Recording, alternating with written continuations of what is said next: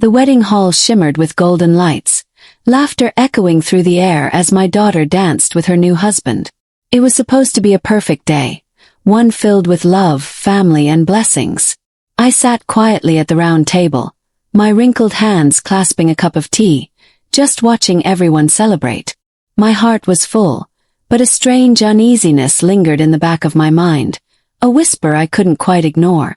My grandson Liam, only 10 years old, tugged at my sleeve, his face pale and eyes wide. "Grandma," he whispered urgently, "you need to look under the table. Now." I frowned, confused, thinking it was one of his innocent games. But his trembling voice and frightened expression told me otherwise. My hands shook as I leaned down, the hem of my dress brushing the floor. And then I saw it. A small folded note tucked beneath the tablecloth, tied with a red ribbon. My name was written on it. My heart pounded as I opened it slowly. What I read drained the color from my face. It wasn't a letter of love or a wedding wish. It was a confession, a dark secret that had been buried for decades, one that threatened to destroy my family's happiness forever. I looked around, my eyes searching for the truth in the faces I thought I knew so well. And that was the moment I realized, the past doesn't stay buried. It always finds a way to crawl back into the light, especially when you least expect it. The morning sun streamed through my bedroom curtains, warm and soft, spreading a golden hue across the old family photographs that lined my dresser. Today was Clara's wedding day, my younger sister. Even saying it out loud felt strange. I had watched her grow up, rebellious yet tender, often lost but never broken. And now, she was about to walk down the aisle, her laughter echoing through the years that separated us. I smiled at the thought, though deep inside a faint ache lingered, a reminder of the distance time had built between us. I stared at myself in the mirror as I pinned my silver hair back into a neat bun. Age had softened me in many ways. My face carried lines carved by years of joy and grief. My hands trembled more than they used to, but my heart still beat fiercely for my family. Today was supposed to be about love, new beginnings, and second chances. I told myself that I wouldn't think about the past, the fights, the inheritance dispute after our parents' death, or the long silence that had followed. None of that mattered anymore. Clara had reached out last year, asking me to attend her wedding. "It would mean the world if you came," she had said. Her voice had cracked, and in that moment, I knew the years of bitterness had worn her down too. So here I was, determined to celebrate, to forgive, and perhaps to start again. The church was breathtaking. White roses climbed the archway, the faint scent of lilies mingling with perfume and warm air. Guests filled the pews, their laughter rising like music. I took my seat near the front, clutching my purse tightly, my grandson Liam sitting beside me in his tiny black suit. He looked like a miniature gentleman, fidgeting with his tie. "Grandma, can I take it off after the ceremony?" he whispered. I smiled and squeezed his hand. "Just a little longer, sweetheart." His grin reminded me so much of his grandfather. It made my chest tighten. When Clara walked down the aisle, time seemed to stop. She looked radiant in her lace gown, her dark hair shining under the sunlight streaming through the stained glass windows. Her smile was wide, almost childlike, yet there was something else in her eyes, something unreadable. Perhaps it was just emotion, I told myself. Weddings always brought hidden feelings to the surface. But as she passed me, her gaze lingered for a moment longer than expected, almost as if she wanted to say something without words. The ceremony unfolded beautifully. The vows were tender, the music elegant, and everyone seemed lost in joy. I felt tears sting my eyes when the couple kissed, the room erupting in applause. For a brief moment I was truly happy. I thought of my late husband, Robert, and how he would have smiled seeing Clara so full of hope. He had always adored her, perhaps even more than I understood back then. I brushed away the thought quickly, scolding myself for thinking about him on such a perfect day. The reception was held in the grand ballroom of an old country house. High ceilings, golden chandeliers, and tables dressed in ivory cloth. The air was alive with chatter, laughter, and the clinking of champagne glasses. A live band played soft jazz, and couples danced gracefully across the floor. I sat at my assigned table near the stage, surrounded by relatives I hadn't seen in years. Some greeted me warmly, while others offered polite smiles that carried old judgments. I didn't mind. Age had taught me the art of quiet endurance. As the evening progressed, speeches were made, toasts exchanged, and cameras flashed endlessly. I watched Clara from a distance, laughing, radiant, carefree. For once, she looked like the little sister I used to protect from everything. My heart swelled with pride. Liam, however, seemed restless. He had eaten half his dessert and now sat swinging his legs under the table, lost in his own world. "Grandma," he whispered suddenly, tugging at my sleeve. I turned to him, smiling absent-mindedly. "Yes, darling." His expression was strange. His little brows furrowed, his lips trembling slightly. "Can you look under the table?" I blinked in surprise. "Under the table? Why, sweetheart?" His eyes darted around nervously. "Just please look. You have to." I frowned, half amused, half concerned. "Is this one of your games again? Did you drop something?" He shook his head fiercely. "No, Grandma. It's for you. Someone said to tell you to look." The music faded from my awareness as his words sank in. "Someone told you?" I asked slowly. He nodded, his voice barely above a whisper. "A man. He told me not to tell anyone else. He said you'd understand." A chill ran through me, settling in my stomach. I bent down, peering beneath the tablecloth, my hands trembling slightly as I lifted the corner. At first, I saw nothing but the shimmer of my heels and Liam's shoes tapping nervously. Then my eyes caught something. An envelope, carefully tucked against the leg of the table, tied with a thin red ribbon. My name was written across it in handwriting I hadn't seen in years. My breath caught. It couldn't be. I reached for it slowly, my pulse quickening as my fingers brushed the paper. It felt real, tangible, heavy with secrets. For a moment I just stared at it, afraid to open it, afraid of what it might mean. My grandson's curious eyes watched me closely. "Grandma, is it bad?" he asked softly. I forced a small smile. "No, sweetheart. I'm sure it's nothing." But even as I said it, I didn't believe it myself. I slipped the envelope into my purse, deciding to read it later, away from the eyes and laughter of this celebration. Yet, as I sat back, I couldn't focus on anything else. My hands felt cold. The sound of clinking glasses and cheerful chatter around me felt distant, almost hollow. The handwriting had been unmistakable. It belonged to Robert, my late husband. He had been gone for 12 years. I had buried him, mourned him, forgiven him for all the unspoken things between us. So how could there be a letter now, appearing from nowhere, on the day of my sister's wedding? And who could have possibly placed it there? Clara's laughter drew my eyes back to the dance floor. She was spinning in her husband's arms, her face glowing with happiness. The scene should have been comforting, but instead, it filled me with a strange unease. My mind raced with memories, moments I had buried long ago. Robert had always been protective of Clara, perhaps too protective. Back then, I dismissed it as brotherly affection, but sometimes, there had been glances, quiet conversations that stopped when I entered the room. I had ignored them because I loved him, because I believed in family. Now, sitting there with that envelope burning like fire in my purse, I felt those doubts return, crawling out of the corners of my mind. What could he have written? Why now? And why involve my grandson? As the night carried on, I forced myself to smile, to laugh when people spoke to me, but my thoughts were miles away.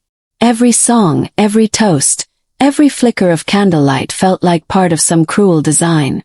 I felt like a spectator in a dream, one where joy and dread walked hand in hand. When the newlyweds took to the stage for their first dance, everyone gathered around, clapping and cheering. I watched them sway together, graceful and full of love, but the sight didn't ease me. Instead, I felt the weight of the unknown pressing harder against my heart. Liam leaned against me, yawning. "Can we go home soon, Grandma?" he murmured sleepily. "Soon, darling," I whispered, brushing his hair back. But inside, I knew I couldn't leave until I understood. Something had been set in motion tonight, something that began long before this wedding, long before even my own marriage. The letter in my purse felt alive, pulsing with the rhythm of my heartbeat. I didn't know it then, but that single moment, that whisper from my grandson, would unravel everything I thought I knew about my family, my marriage, and myself. As the lights dimmed and the music softened, I sat silently, staring at the flicker of candles on the table.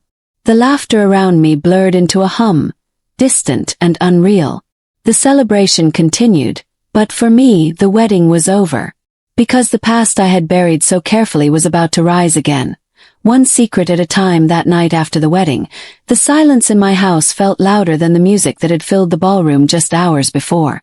The echo of laughter and clinking glasses still lingered in my mind, but all I could think about was the letter now lying on the coffee table in front of me. I sat alone in the dim light of the lamp, my hands clasped tightly in my lap as if afraid they might reach for it without permission. Liam had fallen asleep upstairs. His small breaths a steady rhythm of innocence in a world that suddenly felt uncertain and strange. I had told myself to wait until morning to open it, but the pull of that envelope was relentless, whispering from across the room like an unanswered question.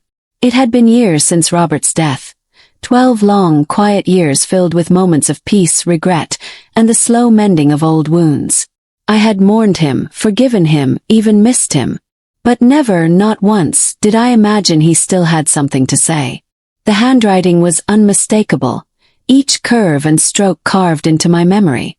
I remembered watching him write at his desk, his brow furrowed in thought, the faint scent of ink always clinging to his hands. Now, seeing it again on that envelope made the years fall away, and I felt like a younger version of myself, hopeful, uncertain, and afraid of what truth might come next. I finally picked it up, the paper soft but oddly warm, as if it had been waiting for me all along. My name, Eleanor, stared back at me, written with the same deliberate care Robert always used when addressing something serious. My hands trembled as I broke the seal. Inside there were 2 pages, yellowed slightly but well preserved. The first was written in his familiar cursive, steady but heavy, the kind of writing that spoke of confession rather than comfort. I hesitated before unfolding it, my heart pounding painfully in my chest. Then, slowly I began to read. "My dearest Eleanor," it began. "If you are reading this, it means the truth has found its way to you, even though I had hoped it never would. There are things I've hidden, terrible things, that I told myself were buried for good. But secrets have a strange way of surviving death. You deserve to know, even if it destroys the peace you've built." My breath caught. The room suddenly felt colder, the shadows deeper. I continued reading, my eyes moving faster even as my hands grew numb. "Before you and I married, I made a mistake, one I never truly faced. You remember Clara's mother, Margaret. She was your father's second wife, but before that, before either of us knew who she would become to our family, she and I were close. Too close. It was during a time when I thought my life was directionless, when I sought comfort where I shouldn't have. That comfort led to a secret that only she and I knew, until now. Clara, my dear, sweet Clara, is not your sister by blood. She is my daughter." The words blurred as tears welled in my eyes. My fingers clutched the paper as if it might vanish if I let go. I could feel my heartbeat in my throat, pounding so hard it hurt. The letter slipped from my hands, landing softly on the rug, but the words had already branded themselves into my mind. "Clara, my sister, my husband's daughter." I shook my head, unable to accept it. Well, it couldn't be true. Not Robert. Not him, not the man who had held my hand through the darkest storms of our marriage, the man who swore that honesty was the foundation of love. But even as I denied it, the pieces began to fall into place.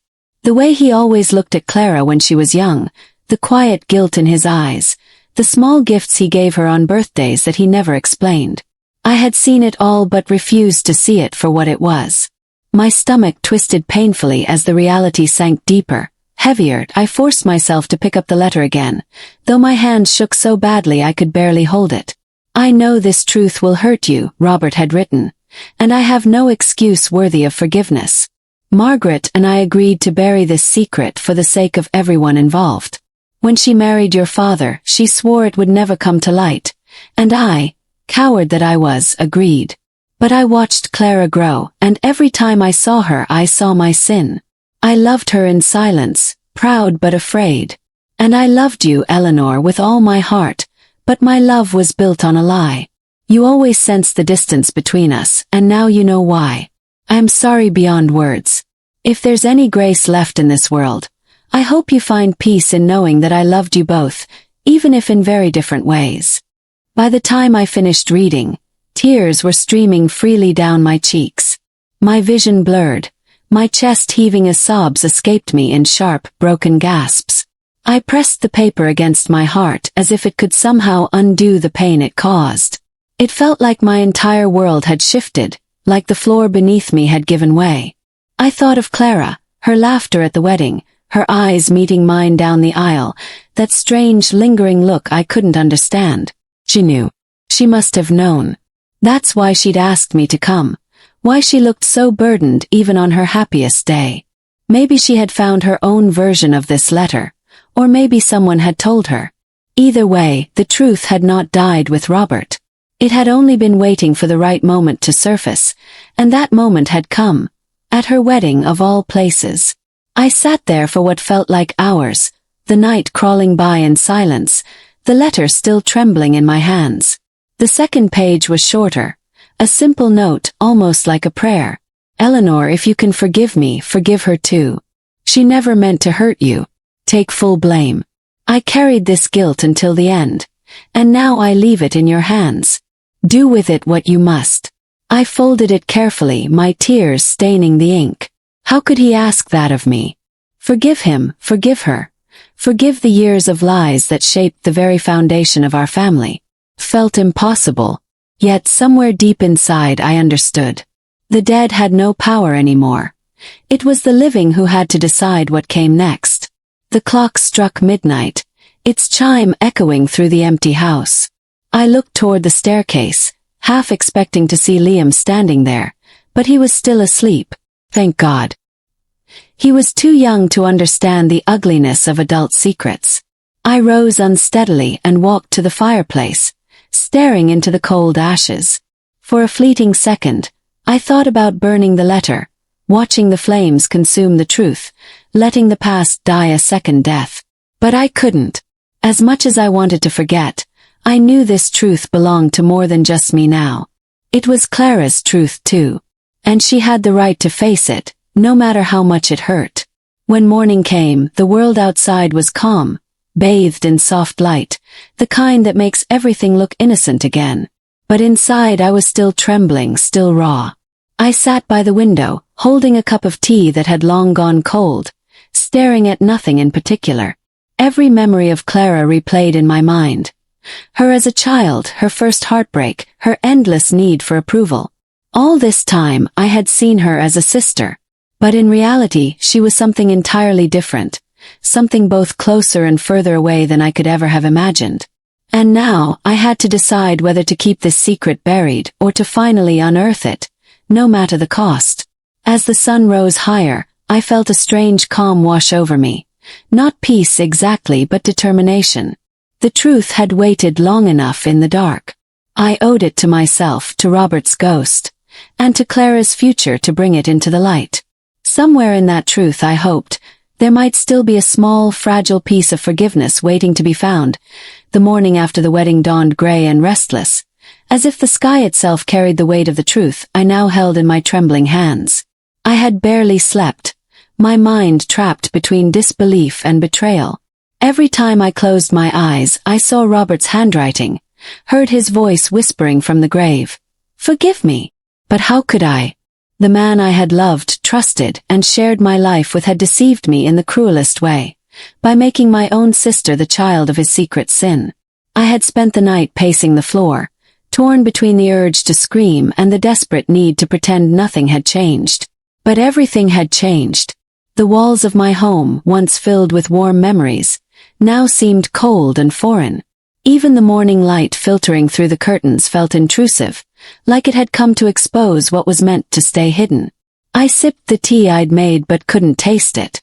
The bitterness on my tongue wasn't from the drink, it was from the truth itself.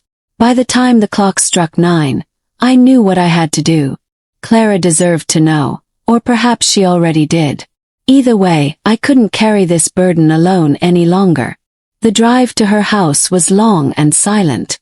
The roads were still wet from last night's rain, glistening like ribbons of glass beneath the overcast sky. My hands gripped the steering wheel tightly, my knuckles pale against the leather. The closer I got, the heavier the air felt, thick with dread and the ghost of old arguments. Memories flooded back. Clara at 16, storming out of the house after one of our fights. Clara at 25, refusing to attend Robert's funeral. Clara last night, smiling through her tears as she danced in her wedding gown. I couldn't tell if what I felt was anger, pity, or something in between. When I pulled up to her driveway, I sat in the car for several minutes, just staring at the White House with its perfectly trimmed hedges and blooming roses. It looked so peaceful, so pure. But I knew better. Peace built on lies never lasts. She opened the door before I could even knock. She was still in her silk night robe, her hair unbrushed, her face pale but calm. It was as if she had been expecting me. "Eleanor," she said softly, her voice neither surprised nor welcoming. For a moment I couldn't speak. The sight of her, the sister I had loved, resented, and missed, made my throat tighten. I swallowed hard, forcing the words out. "We need to talk." She hesitated, then stepped aside, gesturing for me to come in. The house smelled faintly of fresh flowers and coffee, but beneath it lingered a tension that clung to the air like smoke. She led me to the living room, where sunlight streamed through the windows, catching the dust in midair. I noticed the framed wedding photos already lined up on a shelf. Her smiling face beside her new husband's, both glowing with happiness. It almost broke me. How cruel that joy and devastation could exist in the same breath. "Would you like some tea?" she asked quietly, sitting across from me. I shook my head. "No, thank you." There was a long pause. Neither of us knew how to begin. Finally, I took a deep breath and reached into my bag. The letter felt heavier now, as though it had absorbed every ounce of pain from my sleepless night. I placed it on the table between us. "I found this," I said. Her eyes flicked toward it, then back to me, her expression unreadable. "At your wedding." Liam found it under the table. For a heartbeat she said nothing. Then slowly she nodded. "I know," she whispered. The words hit me like a slap. "You know," I repeated, my voice cracking. "You knew about this." She closed her eyes briefly, then met my gaze again, her face trembling. "Yes. I've known for a few years." My stomach lurched. I leaned back, feeling dizzy, like the ground beneath me had vanished. "How?" I managed to ask. She hesitated, her fingers twisting the edge of her robe. "I found letters, old ones, in a box that belonged to Mother. They were hidden in the attic of her house, written by Robert. I didn't understand at first, but when I read more, it became clear. He wrote about me, about everything." Her voice broke on the last word, and for a moment, I saw the frightened child she once was. "I wanted to tell you, but how could I? How could I destroy what little family we had left?" I felt tears sting my eyes, but they were hot, angry tears. "You should have told me," I said, my voice low but shaking. "You let me live in ignorance. You let me smile at you, love you, protect you without knowing the truth. Do you have any idea what that's like?" Her eyes filled and she whispered, "Yes, Eleanor. Because I've lived with that truth every day since I found out." She pressed a trembling hand to her chest. "Do you think it's been easy for me, knowing the man who raised you, the man you loved, was my father? Every time I looked at you, I saw the life I was never meant to have. The family, the security, the respect. I envied you, and I hated myself for it." Her words cut through me like glass. For a moment I couldn't breathe. I looked away, my eyes landing on one of the wedding photos on the mantel. There she was, radiant and smiling, holding her husband's hand. I thought about how much courage it must have taken to stand there yesterday, knowing what she knew, pretending everything was normal. "Why did you invite me to your wedding?" I asked softly. "Was it guilt?" She looked down at her lap, silent for a moment, then nodded. "Yes," she admitted. "And hope. I thought maybe. If you came, if we stood together again, the truth would stop haunting me. I wanted to feel like a real sister to you, even if it was built on lies." Something inside me broke then. All the anger, the confusion, the hurt. It melted into something softer, something I didn't want to name. I reached out, my hand shaking, and placed it over hers. "You are my sister," I whispered, though the words trembled with pain. "Maybe not by blood, but by everything that matters.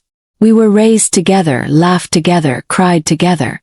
That doesn't disappear because of his sins." Her eyes filled again, and she squeezed my hand tightly. For a long moment, neither of us spoke. The air between us was heavy with tears, but for the first time in years, there was no hatred, no resentment, only grief and fragile understanding. "I'm sorry," she said finally, her voice breaking. "I never wanted this to hurt you." I nodded slowly.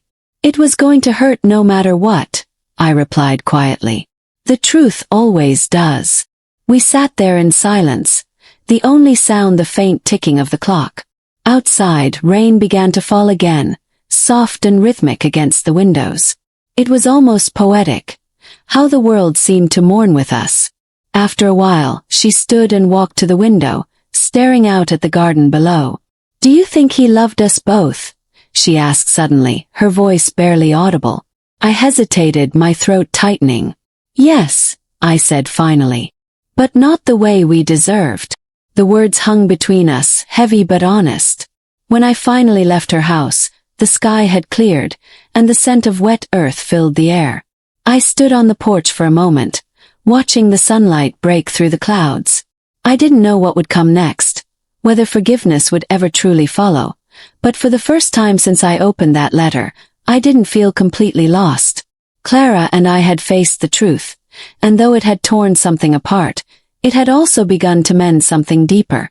As I walked toward my car, I heard her voice behind me, soft and trembling. "Thank you for coming, Eleanor." I turned back, managing a small, weary smile. "We've both carried this secret long enough," I said. "It's time we let it go."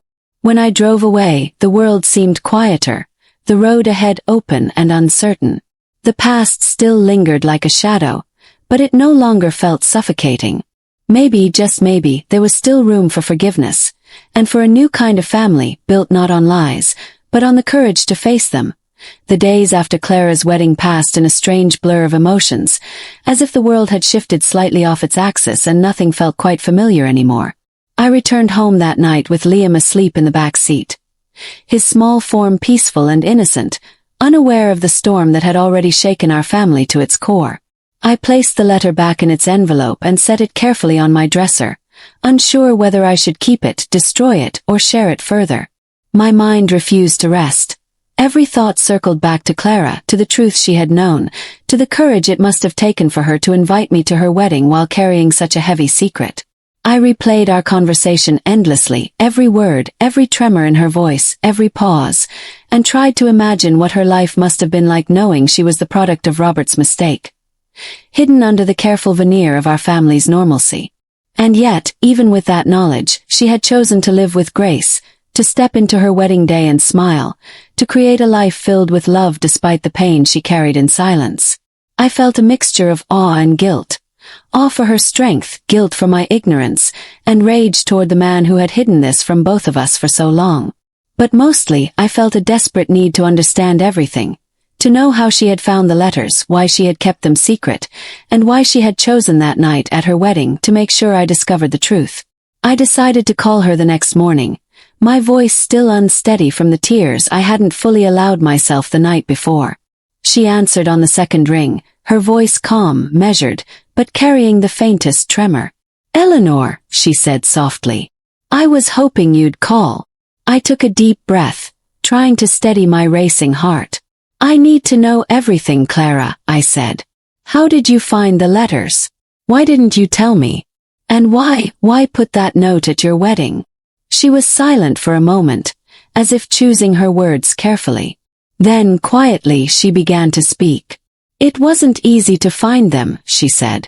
"I stumbled across an old box in the attic of Mother's house while searching for wedding decorations. I didn't know what I would find. I just wanted some old family photos. And then I saw them. Letters from Robert. At first I thought it was a mistake, that I was misreading things, but as I read more, the truth became clear. He had written about me, about his past, about Margaret, and about how I was his daughter. I was terrified. I didn't know how to tell you. I didn't know if I could bear to tell you." Her voice broke on the last word, and I could hear the weight of years of secrecy, of silent suffering in every syllable. "I should have told you," she continued, "but I was afraid. Afraid you'd hate me, afraid you'd hate him, afraid the family we had left would fall apart. I couldn't risk that, not when you and I had already been through so much. But then, when the wedding came, I realized I couldn't keep it hidden any longer. You had to know the truth, Eleanor. And Liam. He was the only one I could trust to deliver the message without being overwhelmed by it. That's why I asked him to tell you to look under the table." I could feel the tears welling up again, but this time they were different. Not just sadness but relief, as if the weight of misunderstanding was finally lifting. "You trusted him?" I asked softly. "Yes," she said simply. "He's honest and he's brave, just like you were once. I knew he would get your attention, that he would guide you to the letter without panicking or hiding it. I wanted you to face the truth on your own terms, and I wanted you to see that it was no longer a secret between just me and him. It was something that belonged to both of us now, to our family." Her words sank deep, and I felt a strange peace mingled with grief. I understood now that Clara's actions were not about trickery or deceit. They were about courage, about control, about finally reclaiming a secret that had haunted her since she first learned of it. "I wanted you to understand me," she said quietly. "To know that I never tried to deceive you out of malice. Everything I did was to protect what we had, to protect our family. I never wanted to hurt you. I only wanted to survive this truth without destroying us." I nodded, even though she couldn't see me, and a shiver passed through me as I realized how much strength it must have taken for her to live with such a burden every day. She had carried the weight of a lie that could have torn our family apart, yet she had done so silently, quietly, with dignity, even choosing to step into her happiest day with a smile, knowing the truth would eventually surface. "I understand, Clara," I said finally, my voice trembling. "And I forgive you. Not because this was easy, but because I see now why you did it. I see the courage it took, and I see the love behind it. You didn't hide it to hurt me. You hid it to protect me, to protect us both." There was a long silence on the line, punctuated only by her soft sniffle. "Thank you, Eleanor," she whispered. "Thank you for understanding." I leaned back in my chair, closing my eyes and letting the tears flow freely. For the first time in days, I felt the tight knot of anger and betrayal inside me loosen, replaced by something warmer. An aching, fragile sense of connection that hadn't existed in years. We talked for hours that morning, piecing together fragments of the past that had never made sense before. She told me about her childhood memories of Robert, how he had always been affectionate in ways I hadn't understood, how certain glances and moments had confused her, and how she had finally pieced together the truth from the letters. She admitted that she had often felt guilty for keeping this from me, for not revealing what she knew, but that fear of shattering the family we had left had kept her silent. I told her about my own heartbreak, my disbelief, the grief that had kept me awake all night, and the anger I had felt toward a husband long dead. Our conversation was raw, honest, painful, but it was also healing. Every tear we shed, every tremor in our voices, became a bridge between the distance that years of secrets had created. By the end of the morning we had cried, laughed, and even shared memories of Robert, acknowledging both his failings and the love he had given us. It was strange, the way the truth, though devastating, also had the power to bring us closer. I realized that in hiding the letters, Clara had not been protecting herself from me. She had been protecting both of us, giving us the choice to confront the truth together when the time was right. and in placing the letter at her wedding, she had orchestrated a moment of revelation that was dramatic, yes, but also undeniably brave. It was her way of taking control, of ensuring that I faced the past on my own terms while recognizing that she too had suffered under the weight of Robert's secrets. Later that afternoon, when Liam woke from his nap, I took him into the living room and hugged him tightly. "Thank you," I whispered, pressing my cheek to his small head. He looked up at me with wide, innocent eyes, still unaware of the magnitude of what had occurred. "For what, Grandma?" he asked sleepily. "For telling me," I said. "For being brave. For helping me find the truth." He smiled a small, proud smile and hugged me back. In that moment, I realized that even in the midst of betrayal, lies, and heartbreak, there was still goodness, still innocence, still hope. And perhaps that was the most important lesson of all. That truth, however painful, could eventually bring understanding and healing. By the evening, Clara came over to my house, and we sat together in the quiet of my living room, watching the sunset spill golden light across the walls.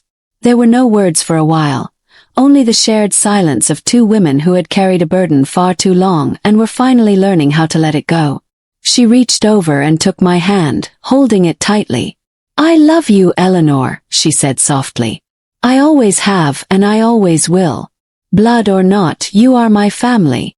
My chest tightened as I squeezed her hand back, tears streaming down my face once again. "And I love you too," I whispered. "Nothing will ever change that." And for the first time since that letter had appeared, I felt something like peace. A fragile, tender peace, stitched together with forgiveness, understanding, and the unbreakable bond of sisterhood, built not on secrets, but on the courage to face them together. The letter still lay on the table between us, a reminder of the past and the man who had caused so much pain. But it no longer felt like a weapon or a threat. Instead, it was a bridge that had forced us to confront the truth, to forgive, and to finally see each other clearly. The storm had passed, and though the clouds of the past still lingered faintly in the corners of our hearts, the light of a new beginning shone brighter than anything that had come before. That night, as we sat side by side, I knew that the Betrayal journey had only just begun, the journey of rebuilding trust, healing old wounds, and creating a family stronger than the lies that had once threatened to tear it apart. And in that moment, I understood that love, courage, and forgiveness were far more powerful than any secret could ever be. The days that followed Clara's wedding were filled with an unusual quiet, a calm that came not from the absence of conflict but from the presence of understanding, however fragile it might have been. I spent much of that week reflecting on everything that had happened. The letter, the revelations, the conversations with Clara, and the long nights spent wrestling with my emotions. Each memory of Robert, each moment of anger, grief, and eventual acceptance, now felt like a thread in a tapestry that had been waiting for us to finish weaving it. I realized that the past, painful as it had been, had led us to this moment of clarity, and though it had hurt deeply, it had also offered the rarest gift, the chance to rebuild, to truly see one another, and to forge a bond that was stronger than any lie. I thought about Liam and the role he had played, how his innocence and courage had acted as a bridge between our hearts, guiding me to the truth without fear or judgment. Even in his small, childlike way, he had reminded me that family was about love, presence, and honesty, not just biology or history. I felt a surge of gratitude for him, knowing that his simple act of telling me to look under the table had altered the course of all our lives. When Clara visited that morning, she brought with her a quiet determination, a readiness I hadn't seen before. She had a way of entering a room now that seemed lighter, freer, as if shedding years of secrecy had lifted a weight she hadn't realized she'd carried. I could see it in her posture, the softness in her eyes, the way her smile no longer trembled with guilt or fear. We sat together in the living room, drinking tea, the afternoon sunlight spilling across the floor and warming the space between us. For the first time since the wedding, I felt we could speak without hesitation, without anger or resentment lingering beneath our words. Clara told me more about the letter she had found, the tiny details Robert had shared, the confessions, the regrets, and even the expressions of love he had left for both of us.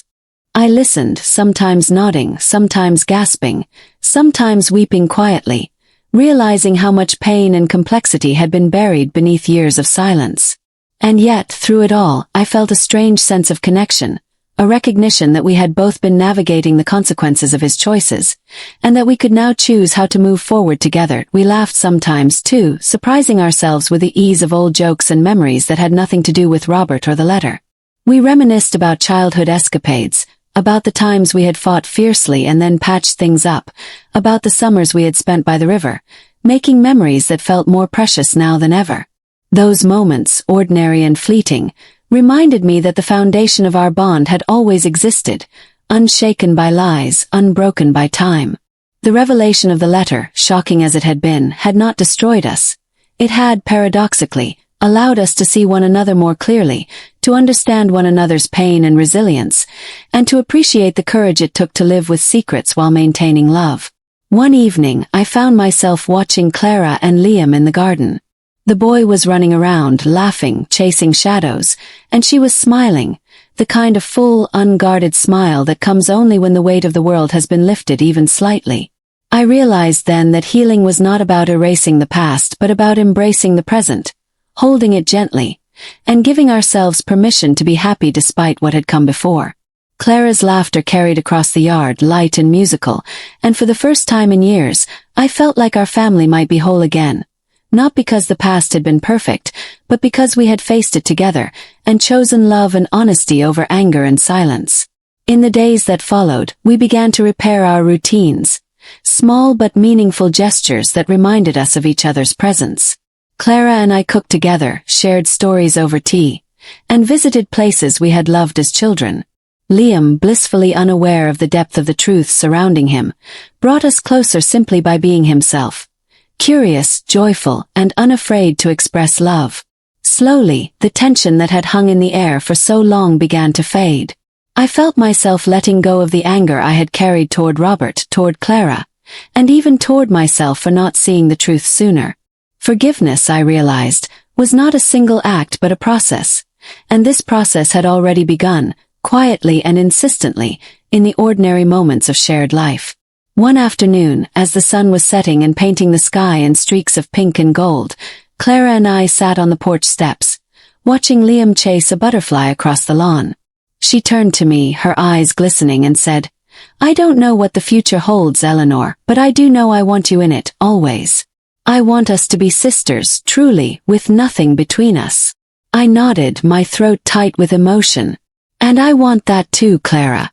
Blood or not, we've been sisters our whole lives. The past doesn't change that. It only makes the bond stronger because we survived it together." We held hands then, and in that simple act, I felt a surge of love, protection, and connection that I hadn't felt in years. It was a quiet moment, but one that carried the weight of every hardship, every tear, and every fear we had faced. That evening we sat down for dinner together, the three of us, Clara, Liam, and I. And for the first time it felt natural, effortless. The conversation flowed, laughter returned, and even small disagreements were gentle, easy, and quickly forgiven. I noticed how Liam looked at us with quiet understanding, as if sensing the significance of our reconciliation without needing words. In that moment, I understood that families are not defined solely by blood or history but by love, courage, and the willingness to confront the truth, no matter how painful. The letter, once a source of fear and betrayal, had become a catalyst for growth, connection, and honesty. It had revealed our vulnerabilities, but it had also shown our capacity for resilience and forgiveness. As days turned into weeks, our bond strengthened further. We planned small trips together, revisited childhood haunts, and celebrated milestones with a renewed sense of joy and unity. I found myself smiling more freely, laughing more deeply, and feeling a sense of peace that I hadn't known in years. Clara and I often reflected on the past, acknowledging the pain, but also recognizing the love and courage that had carried us through. And though Robert's presence was still felt in quiet ways, the memory of his voice, his handwriting, the echoes of his choices, we no longer allowed his mistakes to define our present or our future. One crisp morning, as Liam played with his toys on the living room floor, Clara and I sat with cups of steaming tea, sharing a moment of silence. She reached over and squeezed my hand, a simple gesture that spoke volumes. "We've come a long way," she said softly. I nodded, feeling the warmth of her hand and the comfort of her words. We have, I agreed. And we're stronger now because we faced it all together. The truth had not destroyed us. It had refined us, clarified the bonds of love and family, and shown us that even the deepest wounds could heal with time, courage, and compassion. Months passed, and our lives settled into a new rhythm, one that honored the past but embraced the present. Liam grew more curious every day, asking questions about everything from school to family history, and we answered him honestly, carefully, teaching him the importance of truth, kindness, and empathy. Clara and I shared responsibilities, joys, and challenges, building a relationship that was richer and more resilient than anything we had known before. And each evening, when the house grew quiet and the stars appeared overhead, I would reflect on the journey we had undertaken, the pain, the revelations, the forgiveness, and the love that had survived it all.